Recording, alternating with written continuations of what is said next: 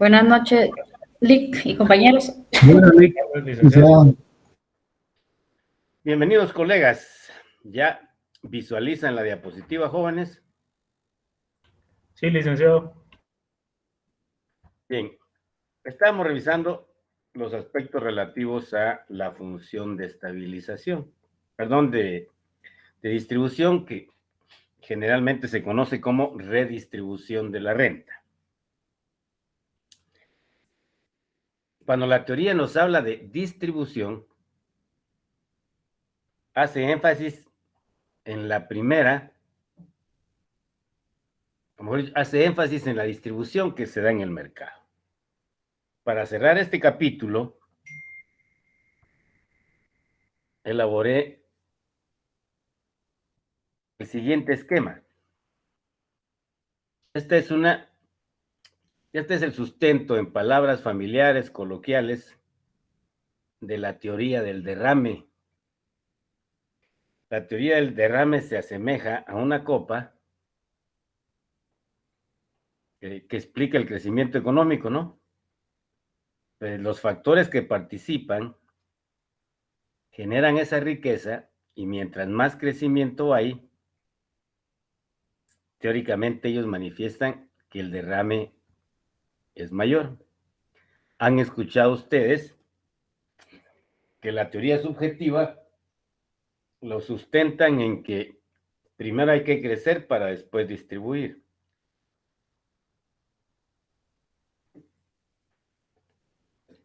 Que lógicamente es de sentido común.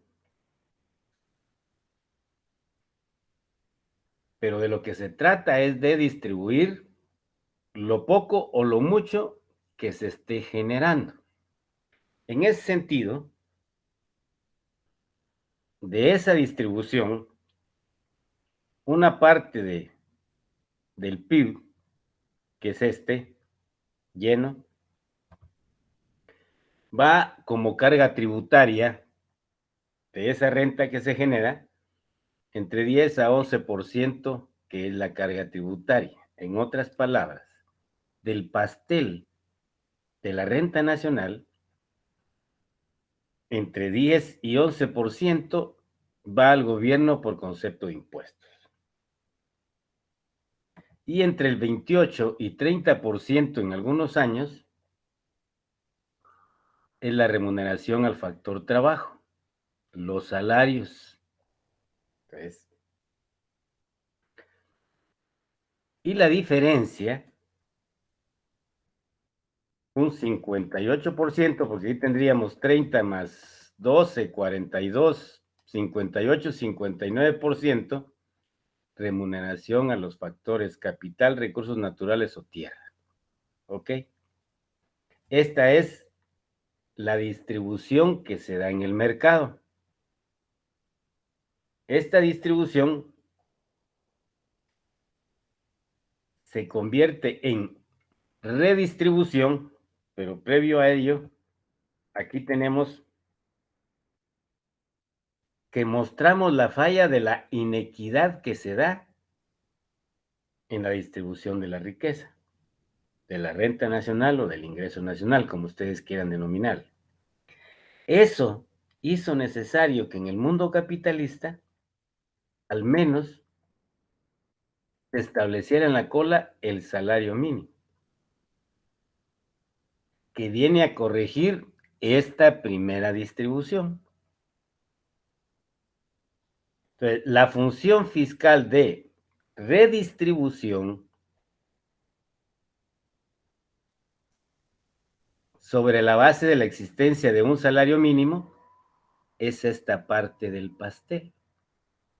Esta carga tributaria, ya vimos nosotros que constituye el ingreso del gobierno, que por el lado del gasto, ojo, por el lado del gasto, la va a regresar a los que contribuyeron con sus impuestos a que el gobierno se quedara con un 10 u 11% del ingreso nacional o de la renta nacional. Entonces esto permite reforzar lo que la teoría nos viene indicando de una forma gráfica comprensible y que ya saben ustedes que por el lado macro, por el lado de las cuentas nacionales, podemos hacer este cálculo.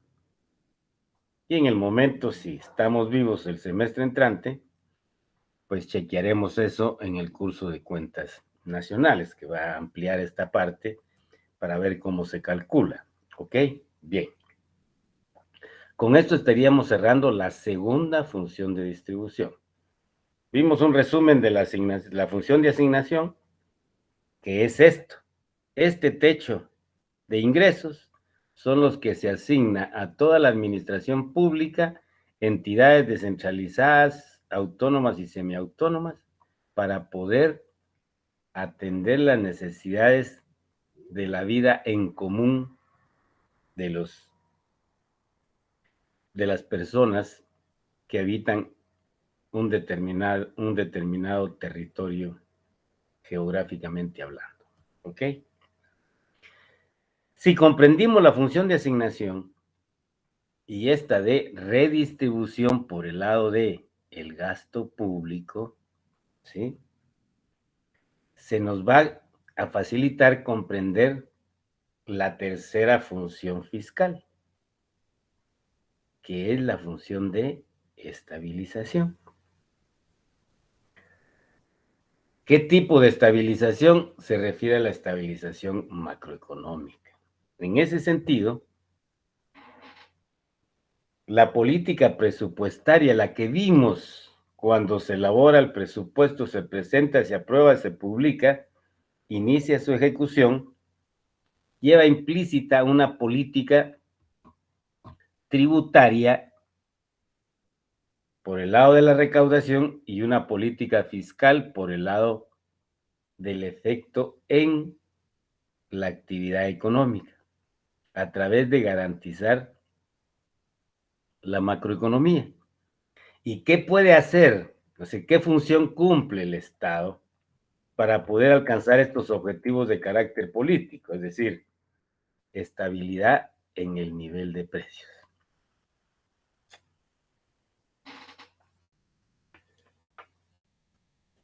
Por ley, y aquí hago un paréntesis, por ley, ya hemos platicado que con la reforma, las leyes bancarias y particularmente del Banco de Guatemala, este objetivo se lo asignaron a la banca central. Su único fin y objetivo es la estabilidad en el nivel de precios.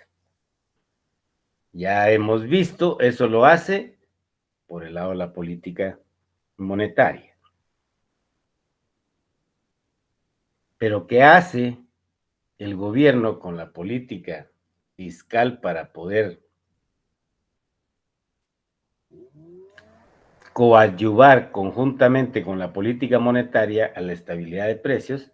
Vamos a conocer más adelante los instrumentos con los que se logra esa estabilidad en el nivel de precios, en el tipo de cambio, es decir, en el resultado del comercio internacional de nuestra economía con el resto del mundo, y qué hace para crear condiciones que permitan el crecimiento económico. Ya vimos, o vamos a ver más adelante por el lado monetario, no quiero meter ese ingrediente acá. Entonces, cuando hablas de estabilidad macroeconómica, la pregunta es, ¿qué hace? ¿O cuál es la función de estabilización que el gobierno realiza? A través de la política presupuestaria. En ese orden de ideas, ante la necesidad de aplicar o de coadyuvar a una política de estabilización, el objetivo de estabilidad de precios del tipo de cambio no se produce automáticamente. necesita y exige la dirección de la política pública, o sea, otra falla del mercado a nivel macroeconómico. Alguien tiene que estabilizar las macrovariables. La teoría económica clásica se sustentaba en el ajuste automático del mercado. Se demostró que ese ajuste automático no se da y que por lo tanto alguien tiene que participar, y ese alguien, en el ámbito que estamos estudiando, la economía pública, la hace el gobierno a través de esa función. De no hacerlo el gobierno, lógicamente la actividad económica va a estar sujeta a una serie de variaciones. Y esas variaciones pueden llevarnos a una desocupación de factores, a un crecimiento de precios, a una contracción de la inversión privada, y se necesitan de que entre el gobierno con la función de estabilización. Veamos el tema de la política de estabilización de precios. Acá tienen ustedes un gráfico de la inflación que nos permite ver el esfuerzo de mantener estable los precios. En algunos quinquenios baja, sube, pero se evitó el problema que se dio en la década de los 80. Y el ajuste estructural vino en el segundo quinquenio de la época de los 80.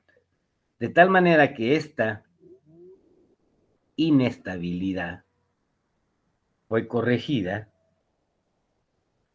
a través de una política de estabilización de precios en la que participa, en el caso de dos políticas, la fiscal y la monetaria. ¿Qué es lo que se quiere evitar? Estas fluctuaciones, que así como se da en la inflación, se puede dar en el crecimiento económico, en toda la actividad de la economía, al acompañar a este proceso inflacionario, desocupación de factores, lógicamente hay contracción de la inversión, y como consecuencia, desempleo e inflación nos va a generar una estagflación. Si comprendemos qué es lo que se busca, veamos entonces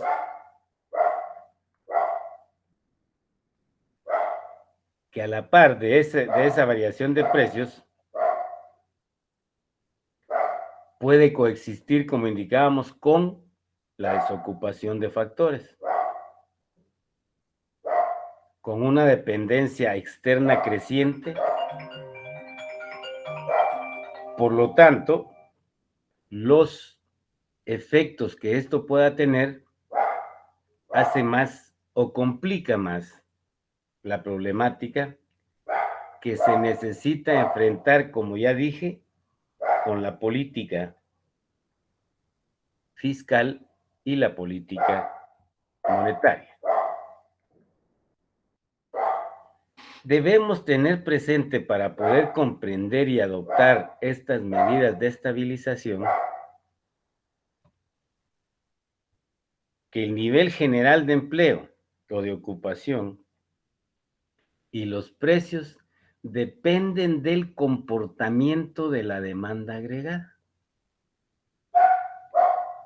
en relación con la producción potencial o de plena capacidad valorada a precios vigentes. En este sentido, me voy a auxiliar un poquito para poder explicarles de forma mucho más sencilla a qué se refiere el tema. Ustedes conocen las variables que conforman el ingreso nacional, pero para explicarlo por el lado del producto, saben ustedes que el Producto Interno Bruto es igual al consumo de familias e instituciones sin fines de lucro, perdón, le vamos a denominar consumo privado, en una sola palabra, ¿ok? Más el consumo de gobierno que ya sabemos por el lado de las finanzas públicas que es o son los gastos de funcionamiento. Lógicamente esto nos va a dar el consumo total. A esto se le adiciona la inversión total que viene dada por la inversión privada más el gasto de capital o de inversión del gobierno, más la inversión, perdón, del gobierno. La suma de esas dos va a ser la inversión total, más el resto del mundo, exportaciones menos importaciones, ¿ok? Si tú revisas las importaciones,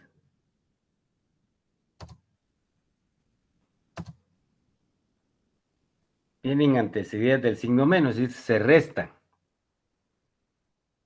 Haciendo un esfuerzo, y recuerden macroeconomía, si es que ahí se los explicaron, ¿por qué creen ustedes que las importaciones se restan?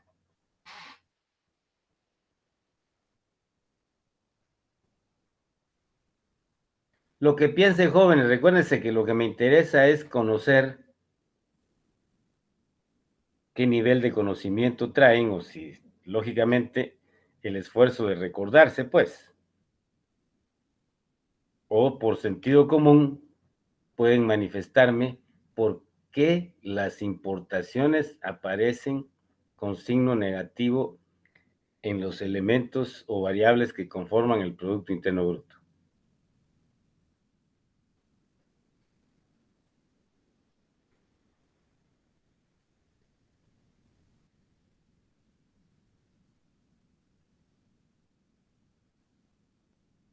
¿No se recuerda o no lo vieron?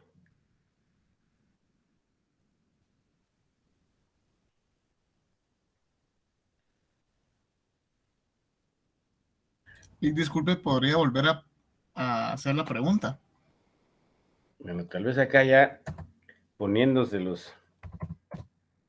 La pregunta es, ¿por qué en la ecuación del producto, consumo, más inversión, estoy tomando los totales, más el resto del mundo, exportaciones, menos importaciones? ¿Por qué aparece con signo menos? ¿Por qué estamos restando del Producto Interno Bruto las importaciones?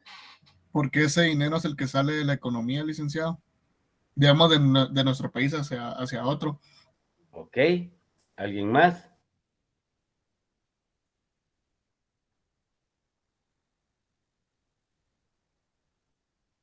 Bien. Les pregunté con toda la humildad del caso por qué razón y no necesariamente lo tienen que saber. Si se los dieron, bueno, si no, pues ahí evaluarán ustedes por qué o por qué no hacen un esfuerzo de explicar el tema bien. Y es bastante sencillo. Si ustedes se revisan qué tienen puesto en este momento, y van a ver que todo lo que tienen puesto es importado. ¿Ok? ¿Qué significa que nosotros ya lo tengamos puesto? ¿Qué estamos haciendo con toda esa vestimenta que se importó?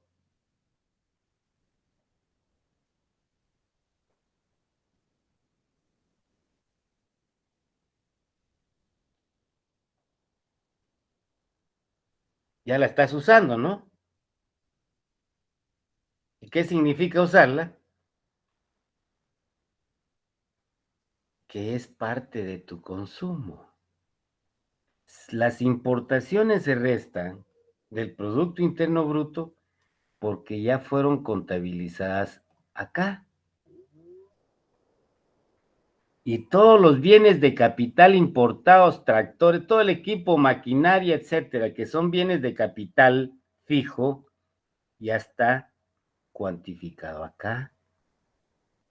Si nosotros lo sumáramos, estaríamos duplicando la información. Esto ya permite que tú tengas una mejor comprensión. Claro, esto no hubiera podido contabilizarse acá y acá si no hay una salida de dinero, como bien lo dijo el compañero.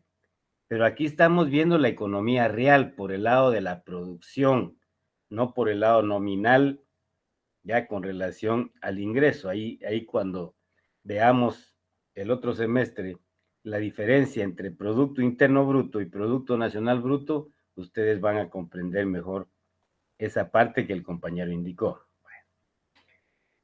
¿Qué sucede si yo al Producto Interno Bruto le adiciono las importaciones están restando, pasan al otro lado del signo con signo positivo? Esto dice que va a ser igual al consumo más la inversión más las exportaciones. ¿Qué tenemos acá? Como su nombre lo indica, aquí tenés la producción interna más la producción externa. Y aquí vas a tener la demanda interna, consumo más inversión, más la demanda externa, que van a ser las exportaciones. Para darle su término adecuado, aquí tenés la oferta interna y aquí tenés la oferta externa. Para poder llegar al equilibrio de mercado, y vas a tener la oferta global, que va a ser igual a la demanda global. ¿Por qué expliqué esto? Porque, oílo bien,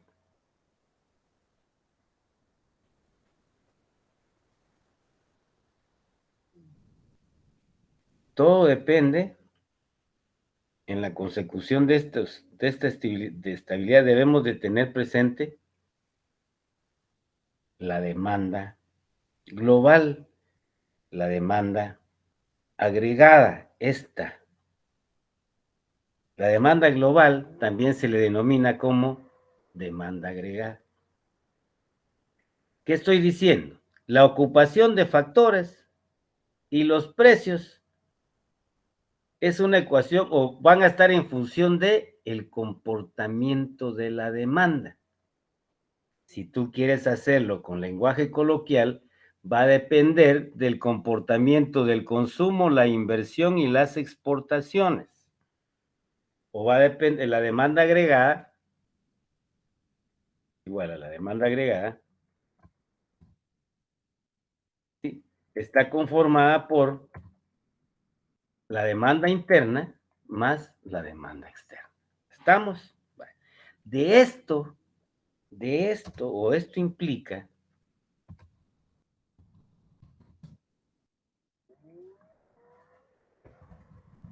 que la demanda global, demanda agregada, depende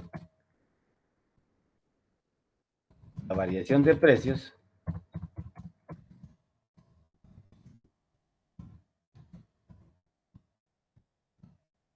y la ocupación de factores.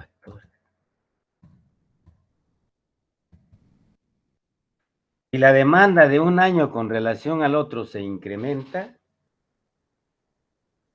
lógicamente va a ocupar más factores de producción y hay que tener cuidado con la variación de precios. ¿Por qué razón?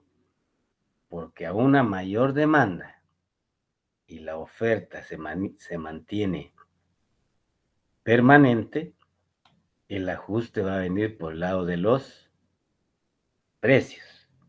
Durante el lapso que tarde el periodo en que la oferta global se incremente, ya sea por producción interna y o por importaciones.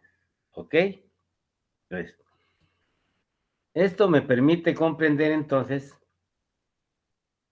que si los precios y la ocupación dependen de la demanda agregada, lo que tengo que controlar yo es esta demanda agregada. Y aquí es donde juega un papel importante la política fiscal y la política monetaria.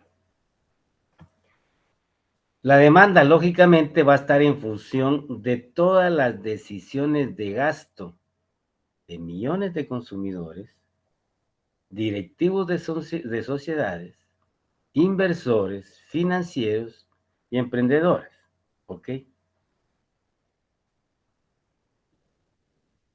El comportamiento del nivel de la demanda o el comportamiento de la demanda, en otras palabras, del consumo total más la inversión total, lógicamente, ¿quiénes invierten? Los emprendedores. ¿Quiénes facilitan los créditos del ámbito financiero? ¿Quiénes ocupan factores? Los inversores. ¿Me explico? Que lo puedes decir con otros términos, ¿ok? Que estamos hablando del tema de la demanda agregada. Las decisiones que vos tomás como consumidor, como persona jurídica, si de empresa, empresario, inversionista, van a depender de, y esto es bien importante que lo recuerden, la renta actual y la renta pasada. La riqueza relativa, que ya habíamos visto allá que podría ser por herencia, legado o donaciones, el financiamiento, y otra vez tenés a Keynes acá, las expectativas que se tengan del comportamiento de la actividad económica para el periodo siguiente. ¿Ok? Entonces, aquí nos hemos ido con un análisis de lo general a lo particular con el objeto de que podamos comprender lo que vos conociste en macro como demanda, la fuerza del mercado, oferta y demanda, la demanda, ¿de qué depende esa demanda? ¿Quiénes intervienen en esa demanda? Hoy hay otro actor, las remesas familiares, que lógicamente se van a convertir acá en mayor consumo, ojo, y lo que no se consume se va al ámbito financiero por el lado del ahorro. ¿Ok? Que tenemos un nuevo actor allí.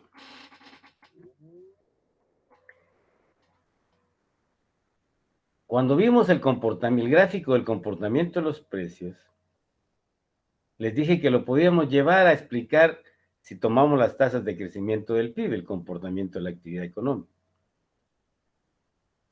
Y en algunos periodos, el gasto privado, el consumo más la inversión, la demanda interna que vimos, el gasto privado y el gasto público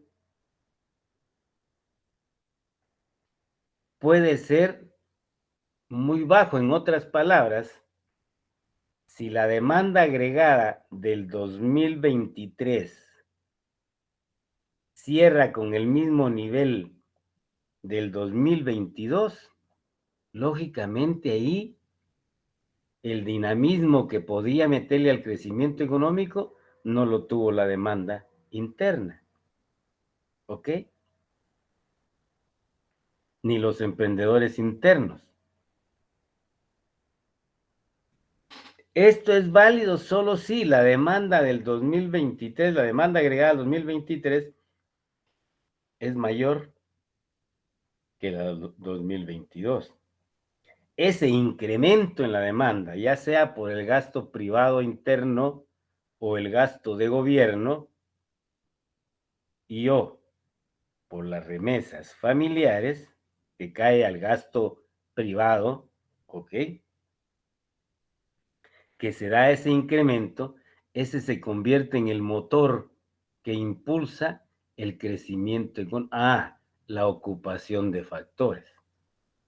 Pero si la demanda se me está moviendo a la derecha, se está incrementando, y yo mantengo la oferta estable, lógicamente me voy a enfrentar a una presión de precios que me va a obligar a tomar determinadas decisiones.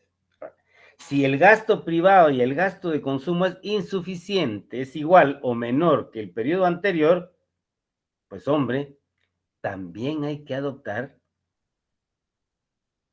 medidas de política fiscal en unión con medidas de política monetaria, que lo vamos a ver más adelante.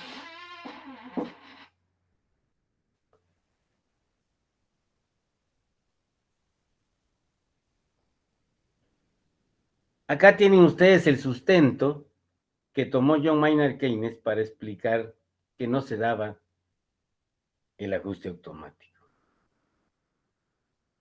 ¿Por qué razón?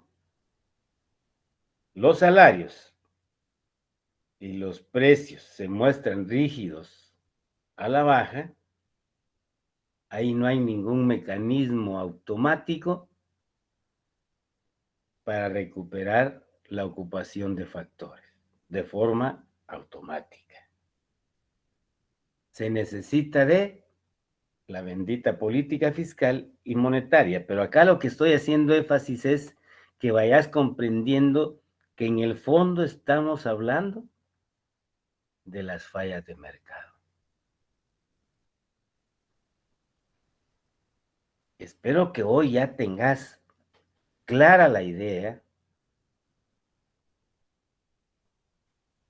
que muchos actores acá, el hecho de superar esas fallas de mercado, lo confunden con el comunismo. Por eso te dije al principio, estamos en un sistema capitalista aquí, perdonen, derecha, izquierda, nada que ver. Porque cuando tú te metes a la esencia y ves y conoces esas fallas del mercado y que no hay un ajuste automático, lógicamente necesitas de un actor para poder detener o para poder corregir ese desequilibrio. Y te dicen que el gobierno solo es para incrementar el gasto y que si el banco emite monedas sin respaldo es inflacionario y para tener a quien culpar, ¿ok? Pero, ¿de qué estamos hablando? De fallas esenciales del mercado. Cuando éste no tiene un nivel de competencia o cercana al mercado perfecto. Y esa es la pequeña y gran diferencia. Que ya como economista, ya puedes comprender que no es en absoluto un problema ideológico. Es un problema real del funcionamiento y comportamiento del mercado, las fallas que presenta y la necesidad de una institucionalidad fuerte que lleve a ese mercado a un nivel de competencia cercano al mercado perfecto que hablaba la teoría clásica. Y de esa cuenta encontrás en todas las constituciones de los países capitalistas que revises que se prohíbe el monopolio y que se garantiza la economía de mercado.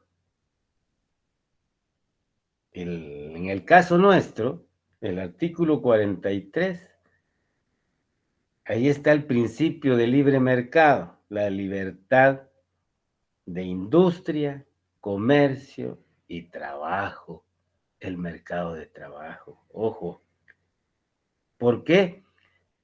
Porque se reconoció en el mundo capitalista que los mercados no funcionan como lo planteó la teoría clásica. Se organizan tal cual lo podemos ver acá, y entonces, ¿quién determina el precio? ¿Y qué peso vas a tener para poder atender esas fluctuaciones en el tema de los precios? Entonces, bien importante, y por eso hago énfasis en estos elementos. Tal vez suena muy repetido, pero el repetirlo permite ya tener la idea que la intervención del gobierno como representante del Estado es para garantizar niveles de competencia en la organización de los mercados de los países. Ok.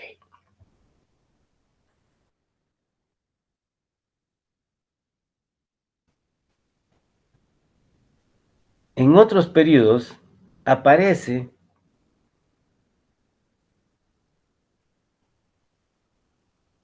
que las economías están creciendo aceleradamente, a lo que le llaman se está recalentando la economía.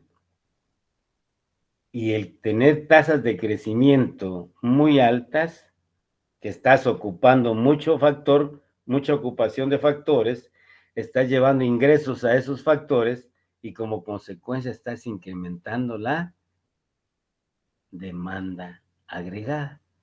Y eso va a tener presiones en los precios o en la inflación. Acá, lógicamente, ante la falla del mercado, que no hay ajuste automático, hay necesidad de adoptar nuevamente la política fiscal y la política monetaria sincronizada con medidas restrictivas para poder enfriar esa economía. ¿Ok?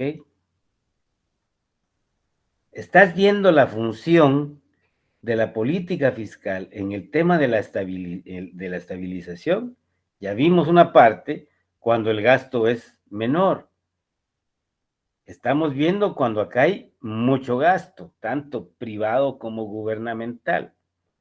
Y por lo tanto, se necesita política sincronizada entre las medidas fiscales y las medidas de política monetaria. ¿Ok? Para lograr nuevamente el equilibrio. Entonces veamos cuáles son los instrumentos de política de estabilización. En el caso, hasta el día de hoy, ¿qué fue lo que vimos? Impuestos, gastos y la deuda pública. Ahí tenés fundamentalmente las dos variables para hacer política fiscal.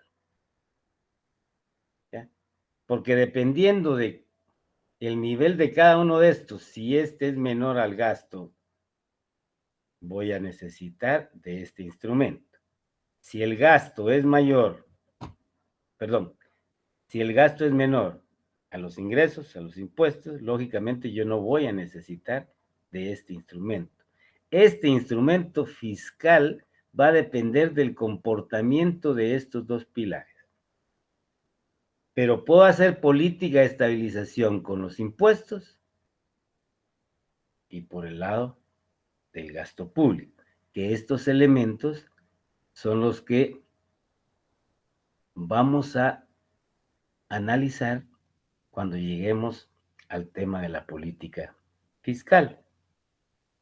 Y cuando te hablé de que debe ir sincronizada con la política monetaria, pues aquí, si tenés tu diapositiva ya impresa, ahí tenés algunos aspectos relativos a la necesidad de estabilizar por el lado monetario. Por lo siguiente, en este momento pido auxilio a un colega para que me siga leyendo y luego hacemos el análisis. Por favor, ¿algún voluntario?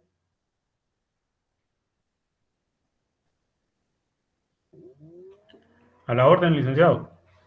Gracias. Instrumentos monetarios. Aunque es posible confiar en el mecanismo de mercado cuando funciona bien para determinar la asignación de recursos entre los bienes privados, no puede por sí solo regular adecuadamente la oferta monetaria. Como señalaba hace más de un siglo Walter Bagehot, el dinero no se controla a sí mismo. Ok, aquí tienen una máxima de hace más de un siglo de Walter Bagehot. Y es evidente que si dejas libre, sin control, la liquidez en una economía, esta no se va a controlar a sí misma. Entonces él lo redujo a decir, los pistos no se controlan a sí mismos, ¿ok? Esto te da la pauta de que alguien debe de controlar. Otra vez, otra falla de mercado, en este caso, del mercado del dinero. ¿Por qué razón? Porque ya viste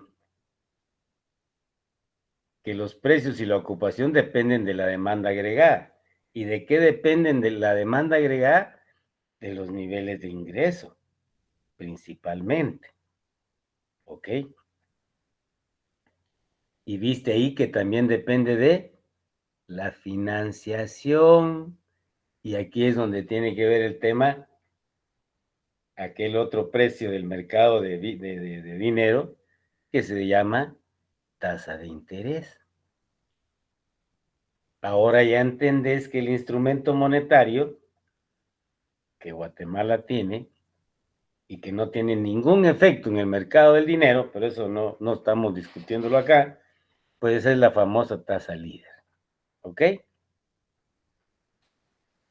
Repito, ante esta otra falla de que no hay un ajuste automático tampoco en este mercado, que el dinero no se controla a sí mismo, alguien tiene que controlar ese dinero. Sigamos. El sistema bancario, sin ningún tipo de control, no producirá exactamente aquella oferta monetaria que resulta compatible con la estabilidad económica, sino que acentuará las tendencias a las fluctuaciones existentes. Bien. La base de esto, bueno, importante es que veas esta parte de un sistema financiero sin control. Los sectores guiados por la rentabilidad, lógicamente te están diciendo no queremos intervención del gobierno. Y vendieron y pagaron a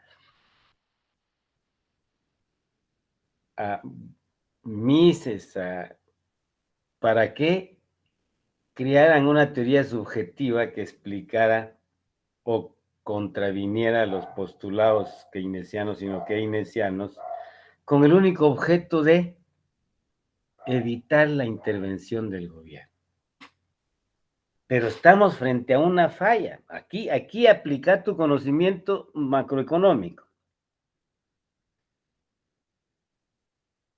la creación del dinero más la creación secundaria del dinero. En el sistema bancario se da la creación secundaria del dinero. Y ese incremento del dinero, lógicamente, hace o va a incrementar la oferta monetaria. Y ante un incremento de la oferta monetaria y la demanda se permanece estable, la tasa de interés va a bajar. Y se supone, pues digo, subjetivamente, esa es la famosa teoría subjetiva, subjetivamente la corriente monetarista supone que todos nosotros vamos a correr a los bancos porque la tasa de interés es baja, a traer ese dinero para ir a consumir. Que son los supuestos de la teoría monetaria que explican que eso va a tener una presión en el tema de precios. ¿Qué encontramos en la evidencia empírica, es decir, en la práctica, en la praxis social? El ejemplo más concreto lo tenemos con la crisis financiera internacional 2008-2009, ¿sí? 2010 todavía, ¿no es cierto? ¿Qué sucedió ahí? La tasa de interés en los mercados de capitales de Estados Unidos llegó a cero o arribita de cero. Y nadie corrió a los bancos a sacar dinero para consumir. O sea, te estoy diciendo, la aplicación de esos supuestos en la realidad económica, social y política de los países te va a decir si efectivamente es válida o no es válida. ¿Ok? Teóricamente, bajo determinados supuestos, bueno, sí, es lógico pensar que si bajó la tasa de interés, algunos elementos de la demanda agregada van a querer ir, prestar ese dinero a un costo financiero menor y decidir si lo invierten o lo consumen. El supuesto de la presión de precios es que va a ir todo al consumo. Como que tuvieses una chibolita de vidrio y que ahí pudieras ver qué es lo que va a pasar en un momento determinado. Práctica del mercado guatemalteco. Subió la tasa de interés líder a 5 y no tuvo ningún efecto en las tasas de interés del mercado bancario. ¿Qué te dice eso? Nos dice mucho. Lo dejo ahí porque era importante que consideraran esto para comprender los instrumentos de orden monetario. Sigamos, por favor. Por consiguiente, la oferta monetaria debe ser controlada por la autoridad monetaria central y ajustarse a las necesidades de la economía en términos tanto de la estabilidad a corto plazo como del crecimiento a largo plazo. ¿Qué tenemos acá? Podemos bajar un gráfico como el que vimos de la inflación del tipo de cambio. Y qué exitosa es la macroeconomía porque tenemos una estabilidad en el tipo de cambio. Agrego algo acá. Otros países, para poder estabilizar por el lado monetario, lo hacen en algunas ocasiones con la tasa de interés, cuando les funciona, pero otros lo tienen con relación al tipo de cambio. Ojo, con relación a la variación del tipo de cambio para ir haciendo los ajustes. Significa que están haciendo uso de una política cambiaria, ¿ya? Para poder administrar la oferta monetaria. Pero ahí tenés esos instrumentos para poder lograr esa estabilización. Ok.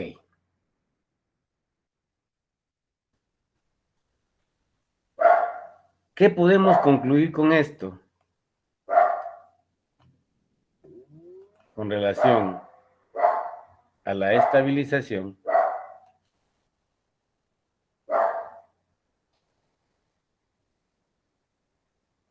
que debemos de tener una sincronización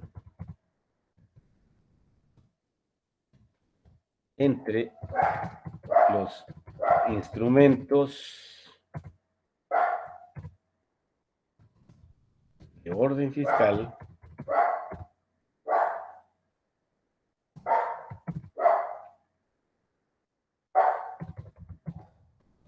impuestos, gastos, deuda pública, ¿ok? Y esa sincronización con políticas de orden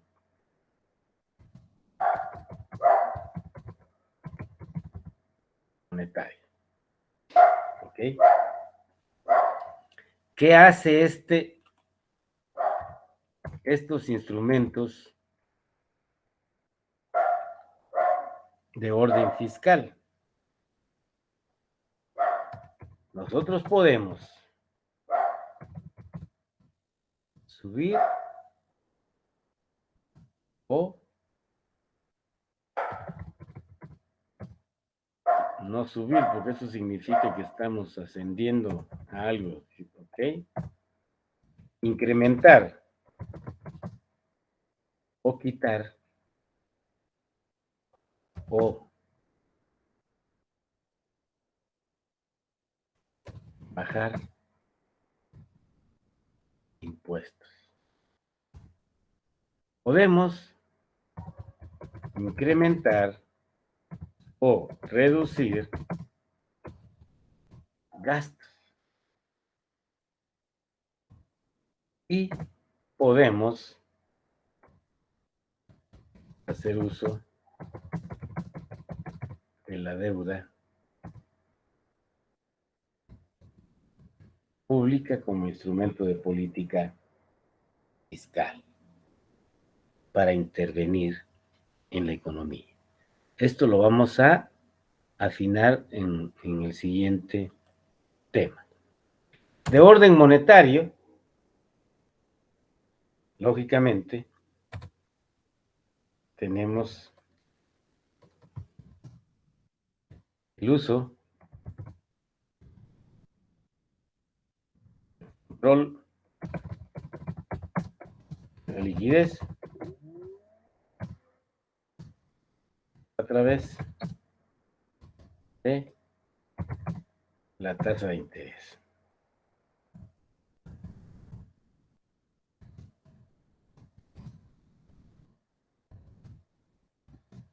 Operaciones de mercado abierto. Hay un instrumento que está en la ley y es obligatorio, el encaje legal. Puedes usar el tipo de cambio, tal como les dije, ¿ok? Para controlar la liquidez. Si estoy usando la tasa de interés, puedo subir o bajar la tasa de interés. Si voy a usar operaciones de mercado abierto, puedo incrementar, meterle dinero a la economía o retirar dinero de la economía a través de este tipo de operación. El encaje legal, puedo subir el encaje legal o puedo bajar el encaje legal. Y en la misma línea, el tipo de cambio. Entonces, ¿cómo ven la contradicción de la teoría subjetiva o de los que se sustentan en esa teoría subjetiva, cuando la plantean, están reconociendo las fallas del mercado, pero están responsabilizando a un actor que lo que tiene que hacer es superar, coadyuvar a superar esas fallas de mercado. De tal manera que si vas a usar tasa de interés o vas a usar tus operaciones de mercado abierto para retirar liquidez,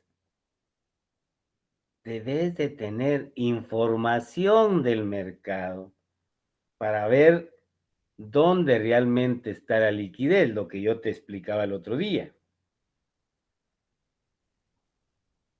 Yo no voy a intervenir como banquero central a una llamada telefónica de los bancos para ir a retirar liquidez bancaria. Yo voy a intervenir cuando realmente esté viendo que efectivamente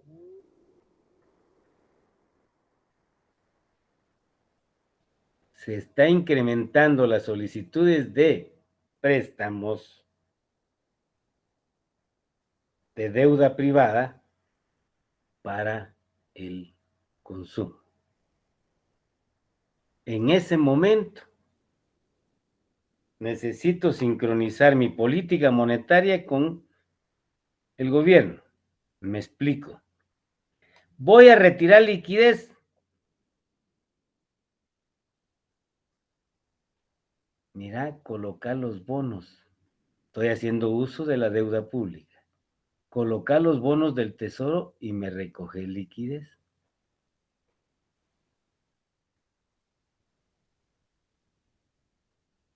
Recoges esa liquidez, pero te reservas el gasto público. ¿Qué estoy haciendo? Sincronizando las medidas de orden fiscal con las de orden monetario.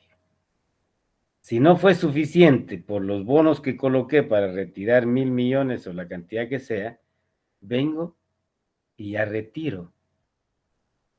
Pero ojo, o sea, si voy a intervenir bien, es decir, vos como economista y conociendo esto, es decir, voy a intervenir, bueno, voy a ver dónde está ¿y cómo vas a controlar el tema de precios? A través del indicador que calcula el Instituto Nacional de Estadística. ¿Ves la importancia de tener una metodología internacionalmente aceptada para calcular el índice de precios al consumidor? ¿Ves cómo la intervención del gobierno va a superar esos problemas de mercado? Ante una metodología internacionalmente aceptada para el control de precios, ese va a ser tu semáforo. Ya llevamos incrementos mensuales que están explicados por el incremento de créditos, no porque tengamos una inflación importada. Ojo, discutimos al principio del curso las causas de la inflación. Entonces, mira cómo, es decir, tu reto como economista es precisamente hacer uso de todo ese conocimiento que tenés de la micro, de la macro, ¿ya? Y los instrumentos para hacer ese tipo de cálculos, porque vos podés adoptar una metodología que internacionalmente usan los países para calcular los precios, ¿ya? Y si no es la que aplica el INE, tomás los datos del INE y la aplicas tú como economista, para efectos de tener un indicador que me permita adoptar las medidas de estabilización. ¿Ok? ¿Y qué voy a lograr? Pues voy a lograr lo que vamos a ver a continuación con relación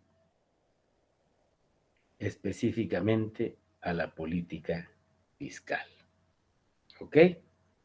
¿Alguna pregunta sobre esto, colegas?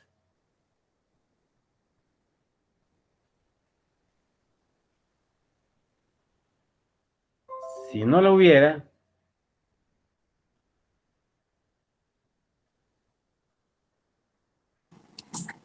De momento, bien, gracias. voy a abrir mi otro archivo para poder seguir con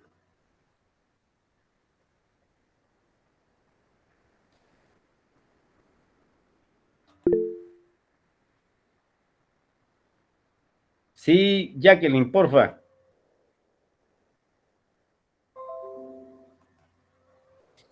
Perdón, licenciado, no, se me levantó la mano por accidente. A la chucha, mire, ya estaba contento, dije, vamos a entrar a polemizar un poco con los colegas. ¿De veras no tienen dudas, colegas? De momento no he podido estar bien presente en la clase, pero le prometo que la siguiente lo lleno de dudas. Vaya, yo espero que sí, porque ya les comento que vamos terminando el contenido de nuestro programa, pero vamos a entrar a ver el presupuesto de los ministerios más importantes para que ustedes vean qué pasa en la práctica, ¿ok? Licenciado, Diga. si la tasa líder no es útil para lo que en teoría debería hacerlo, ¿por qué se sigue utilizando? Esa respuesta la tiene únicamente el Banco Central. No, la siguen utilizando porque es el modelito rentista y concentrador que dentro del análisis de la política monetaria, dentro del contexto del poder, es lo que tiene a gusto a los dueños de los bancos. No hay otra alternativa. Y porque ellos, a través de los operadores denominados presidentes del Banco Central, empujaron, promovieron, pueden ustedes meterse a San Google y busquen temas relativos a la modificación o a la reforma o modernización financiera se llamó. Y van a ver quiénes son los actores que empujaron eso y que apareció en la ley del Banco de Guatemala, legalizada, que la única causa de inflación en este país es de orden monetario. Y como consecuencia, el banco, una vez vea que hay liquidez bancaria, no en monedas y billetes circulando en los medios de pago, tenga que intervenir, ¿ya? Y el costo ya vimos que es de 1,100 y a dónde va a parar. Esa es la realidad, ¿ok? Ya se ha hablado, al final, esto venía avalado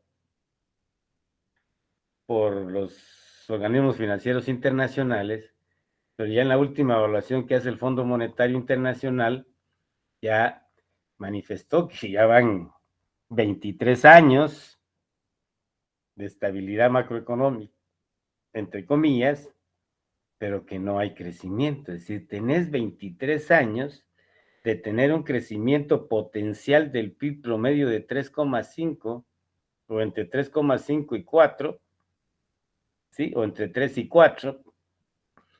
Analizar las tasas de crecimiento desde el año 90 para acá y te vas a dar cuenta que el potencial que ha generado la bendita política de estabilización monetaria o macroeconómica, ¿sí? Pues es de 3,2, 3,5% de crecimiento. Y entonces, cuando te hablé de la copa, de la teoría del derrame, ¿cuándo diablos vamos a crecer? Es la gran interrogante. ¿Ok? Bien. Muy bien, gracias, licenciado. Entramos entonces al tema de la política fiscal. Y vamos a ver un preámbulo muy importante con algunos gráficos o información de hace un par de años, pero da lo mismo que ver lo del año pasado. Y debemos comprender primero qué es el ciclo económico. Y no hay mejor forma que revisar los aportes de los teóricos en este aspecto. Y para algunos dicen que es el conjunto de fluctuaciones ocurridas en la economía de un país durante un tiempo determinado. ¿Qué nos están diciendo? Nos están diciendo que el ciclo económico tiene fluctuaciones, ¿ok? Hay una tendencia de problemitas en la cúspide, en el auge, que generaron crisis, recesión o contracción económica, la depresión económica, y lógicamente se deben de adoptar todas las medidas necesarias porque no hay ajuste automático para recuperar la economía y poder reactivar esa economía para nuevamente entrar.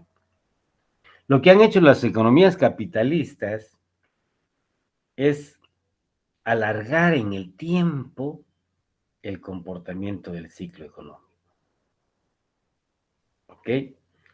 La crisis que tuvimos en el año 1973 se volvió a tener otra en el año 2008, 2009.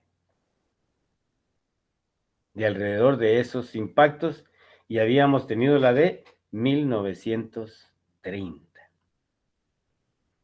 ¿Qué se ha logrado con el estudio de la economía y las medidas de política a adoptar? ¿Ya? Que haya una recuperación inmediata, que no se profundice el tema negativo, porque lógicamente tendría efectos groseros, increíbles en la población. ¿Ok? Entonces tenemos la fase de recesión o contracción económica, depresión, recuperación y auge. Comprendido el ciclo económico, ¿cómo se miden las fluctuaciones de ese ciclo?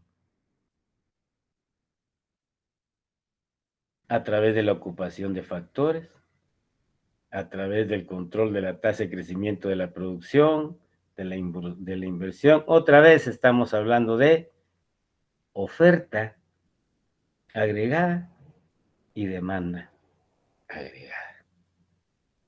Nuevamente nos lleva a nosotros los economistas a ver, o les estoy mintiendo, las fallas que hay en el mercado.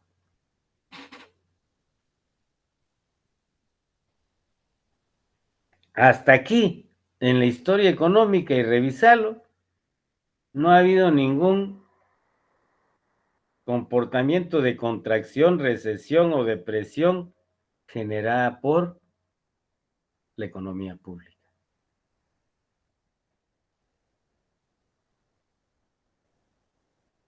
Se da en el mercado, por favor, colegas, no olviden, por las fallas intrínsecas del mercado.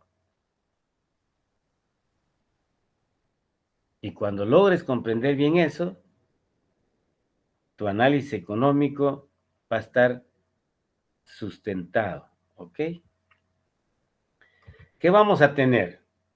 Aquí tenés las últimas proyecciones dadas para el año 2021, pues dije hace 2 años. Aquí tenés un pequeño ciclo y lo que yo te decía, la recuperación inmediata que se ha logrado. Esto es producto del cierre de las economías, ¿ok? Si la causa no es de orden económico, ¿ok? No fue en el mercado, fue el famoso vampiro que crearon allá en China, si es que fue en China, si no en cualquier otro lado, y generó el gran problema, que es una causa en el tema de la salud, ¿ok? Pero aquí tenés los miniciclos, las fluctuaciones. repito, ¿qué se ha logrado? Que las recuperaciones sean en el corto plazo inmediatas. Porque si no se da, el seguir en este proceso empobrece. Si se dejara a que hubiera un ajuste automático, olvídate, va. La contracción se agudiza y los problemas para recuperar son mayores. Muy, muy sencillo. Y te lo voy a explicar micro. Ya sea una persona jurídica, una empresa o un individuo. Que por razones de ingresos decidió retirarse y dijo, tengo el ahorro para poder tener un lapso de tiempo, ¿ya? En la parte positiva. Eso lo viste en el mercado del trabajo. Seguías buscando un empleo igual o mejor que el que tenías, en tema de ingreso, tenías tus ahorros, te permitieron vivir, pero hay un momento en que ya veías que tus ahorros se acababan, ya puedes decidir agarrar cualquier cosa para paliar el tema. Si en caso no, y te acabaste tus ahorros, entraste en un proceso de depresión. Y no estoy hablando de salud. En tu ingreso, una contracción en tu ingreso de tal manera que si no te ocupas en cualquier actividad, no logras detener la caída. Ah, sí, porque en la empresa que estabas, vos tenías 3, 4 mil dólares de salario o 5 mil dólares de salario, estuviste buscando eso, no encontrabas, ¿sí? Y viste que ya tocabas fondo con tus ahorros, entonces empezaste a agarrar uno de 1,000 dólares para poder detener la caída ahí, mientras seguís buscando y lograr encontrar ingresos mayores. Cuando te lo planteo en ese nivel, es lo que se da a nivel macro, solo que aquí el afectado eres tú con tu familia. A nivel macro es toda una sociedad. Y eso es lo delicado. ¿Ok? Entonces, aquí tenés lo que te manifestaba que ha logrado a través del uso de los instrumentos que hemos analizado, en donde tienen efecto positivo, ¿ya? La recuperación inmediata. Aquí tenés el tema para el caso de Guatemala. Aquí tenés desde el año 2000 al 2023 estimado, según ellos, pero si tú sacas la tasa promedio, vas a estar en 3.2, 3.5, ¿ya? Aquí tienes lógicamente las caídas, te dije 2008, mira el efecto que tuvo en el 2007, 2000, la crisis financiera internacional, que no se generó en el mercado guatemalteco, se generó en el mercado gringo, por el tema de la inmobiliaria, pero por el comercio, ojo, la estabilidad, la solidez del comercio exterior, por esa vía, ¿sí? Tuvo sus efectos en la actividad económica del país. Otra falla, pero aquí sí ya es de decisión, de dirección del país, de lo que los inversionistas o la economía privada quiso hacer del aparato productivo de este país. En desarrollo industrial, te repito, si es que lo conociste, el modelo de sustitución de importaciones, basado en la industrialización, economías que no se industrializaron, si hubiésemos estado industrializadas y las exportaciones estuvieran equilibradas entre materia prima y productos intermedios que exportamos, les aseguro 1 a 1000 que esta caída, si hubiese llegado acá. Y luego se recupera. Pero como seguimos exportando materia prima, ojo, el efecto fue tan fuerte, el Banco de Guatemala dijo 0.5, pero en mi opinión, esto bajó a nivel negativo, en mi opinión, ¿ok? Estas son cifras oficiales. Entonces, aquí tenés el ciclo, famoso ciclo económico, contracción de la economía por COVID, ¿sí? Pero mira, en los dos tenés recuperación inmediata. Acá, ¿qué explicás? Y esto es lo bonito del economista, que en un pinche gráfico decís vos, bueno, ¿por qué se da esto? ¿Qué me explica esto? Pues el acuerdo gubernativo que se viene, el decreto gubernativo que se emitió, se quedó sin efecto. Entonces salimos todos a consumir lo que normalmente consumíamos, pero que dejamos de consumir acá. Ah, ¿viste? Demanda agregada. Ojo, no te estaba, o sea, lo que analizamos en la teoría de la economía pública ahora mismo no es paja, pues. Aquí lo tenés. Se contrajo la demanda, no nos dejaban salir, íbamos a comprar lo esencial, se abrió la economía, se eliminó el acuerdo, se dejó sin efecto el acuerdo y salimos a consumir lo que, ok. Estas previsiones, pues la del 2023 se va a quedar acá en 3.5, 3.6 por acá, no se cumplen las previsiones. Lógicamente, y aquí te invito a que conozcas la estructura productiva de tu país y que veas cómo nuestros productos, los precios son determinados externamente, los productos de exportación. Dependemos de precios internacionales, ¿ok? Ya hicimos el caso del azúcar acá y ya lo vieron, ¿no? No hay pierde, esas son las realidades, ¿ok? Entonces, lo hicimos con la inflación allá en aquel momento que estábamos explicando la estabilización. Aquí hay necesidad de estabilizar. Acá se estabilizó, lógicamente, por la causa que determinó la caída de la demanda agregada. No por factores económicos, repito, sino de orden de salubridad. ¿Ok? Bien. Con ese preámbulo, ahora te vas a tener muy concreto las fases del ciclo económico, las grandes fases, ¿ok? Auge, recesión, depresión, recuperación, ¿ok? Y creo que lo tengo acá. Aquí vas a aplicar una política fiscal expansiva, ojo, la recuperación, el auge, aquí aplicas una política fiscal restrictiva. ¿Ok? ¿Con qué instrumentos? Impuestos, gasto o deuda. ¿Qué sucede? En el auge se calienta la economía, ¿ok?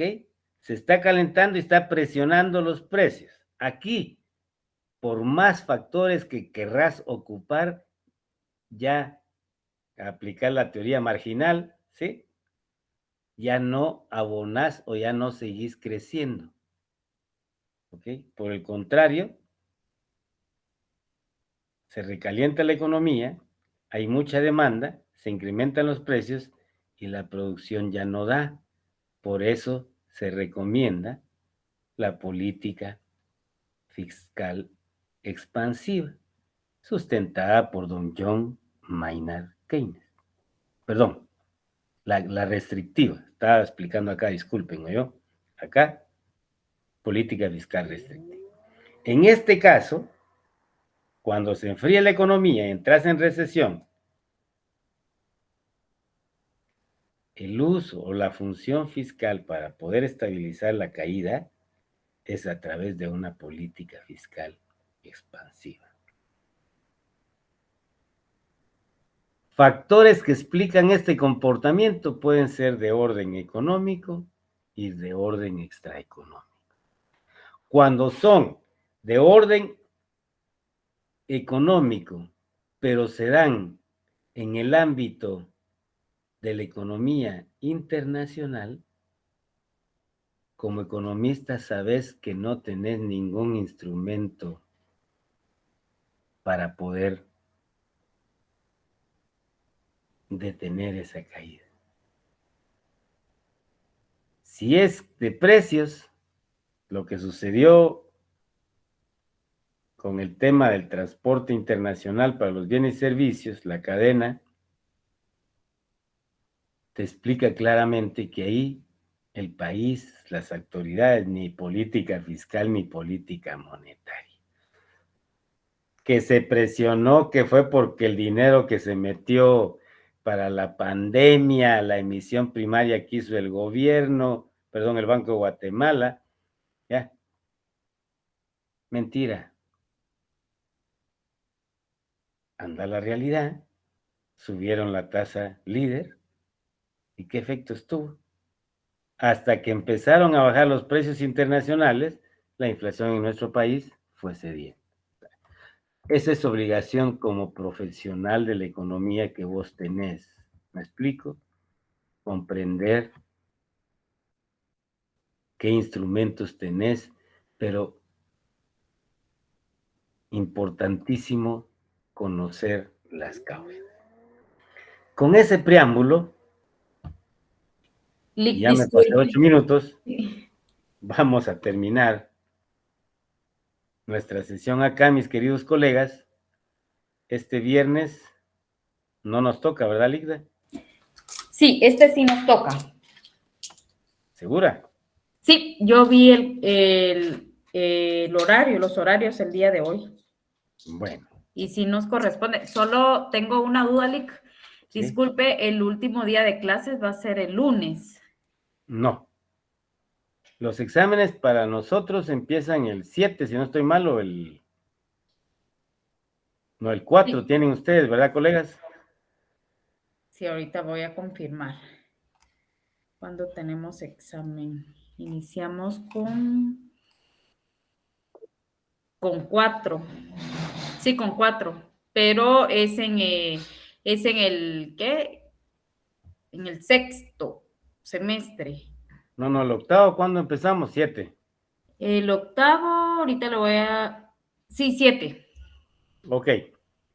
Nosotros tendríamos entonces, colegas, les digo ahora para que de una vez estemos claros, noviembre tenemos clase